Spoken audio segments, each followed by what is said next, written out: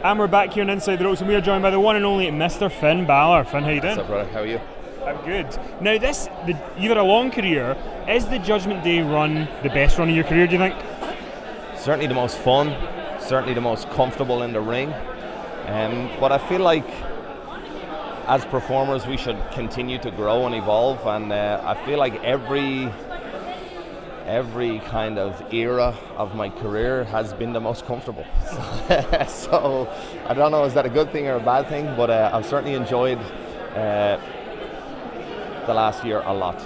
And I feel like this is the most sort of out of the ring storytelling that you've done on top of the in-ring stuff maybe ever. Yep. Was that something that you saw as a challenge? Was that something that you were comfortable with straight away? Well, I'm very comfortable with wrestling. Very comfortable. When the bell rings, it's the easiest part of my life. But everything else can kind of be a little bit tricky. And I have a lot less experience with like promos or media or storytelling. So it's a challenge for sure. But it's something that I feel you need to do to evolve. And I think we've been doing a pretty good job so far. Now, so Judgment Day obviously initially had Edge, and then it kind of maybe wasn't working out, and Edge left the faction. And I understand that you had trepidation initially about getting involved in another faction, but Damian Priest kind of maybe changed your mind on that. Talk to me a little bit about Edge leaving and you being introduced to Judgment Day. Yeah, obviously I had a lot of success in Japan with being a part of a faction, and I was very reluctant to kind of revisit that because I knew comparisons would be made, but the idea of teaming with Damian and Rhea just seemed very, very unique. Two different people, different backgrounds, different levels of experience, and I felt like there was something to it. Obviously, we hadn't added Dom to the mix yet, but when we did, I feel like it exploded, and it's been a wild time. I knew there was something to it. I didn't know how impactful it was going to be, but I feel like we've done a pretty good job. And two last final things. I mean, when you're in the ring on Raw and the crowd are just like going mental for all you guys, Damian with the briefcase, you trying to get to Seth, Dom just when he tries to speak. I mean, do you kind of internally go, what has happened? But this is great.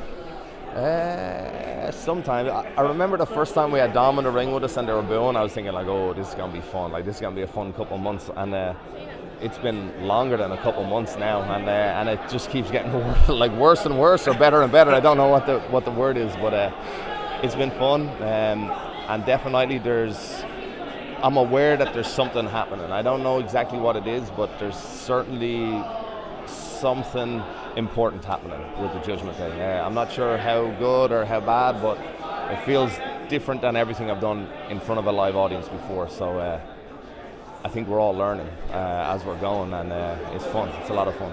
And last thing, obviously 7 years ago at SummerSlam, you and Seth, there's the injury, you win the title, you have to vacate it. Yep. Now we're 7 years later, you're in arguably the hottest run of your career, going for the title again. I mean, that parallel, obviously it's been played out on TV, but how do you feel about that? Did you ever expect to be back in this position again, specifically with Seth? I feel like in another 7 years I'll be wrestling Seth again at SummerSlam whenever, 2031 or something. You never know what way your career is going to go, and some days you're on an upswing and some days you're on a downswing, but I feel like the most important thing is to be consistent, and opportunities will come. Like, you can't be on an upward climb the whole time. There's going to be ups and downs, and right now we're on an up. I'm sure there'll be plenty of downs in the future, and I'll weather the storm again, and we'll keep moving forward. Just one very last thing. I was wondering if you could just maybe rip this up for me into the camera, if possible, with your man on the cover.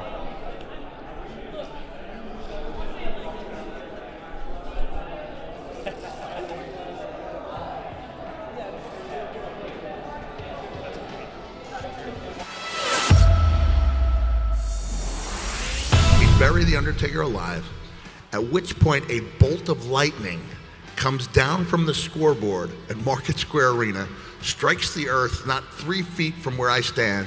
The Undertaker's hand comes up from the earth. Jim Ross goes, "He's alive! The Undertaker's alive!" The show goes off the air. The Undertaker's hand comes down, and out to the ring go the New Rockers to face the Bushwhackers.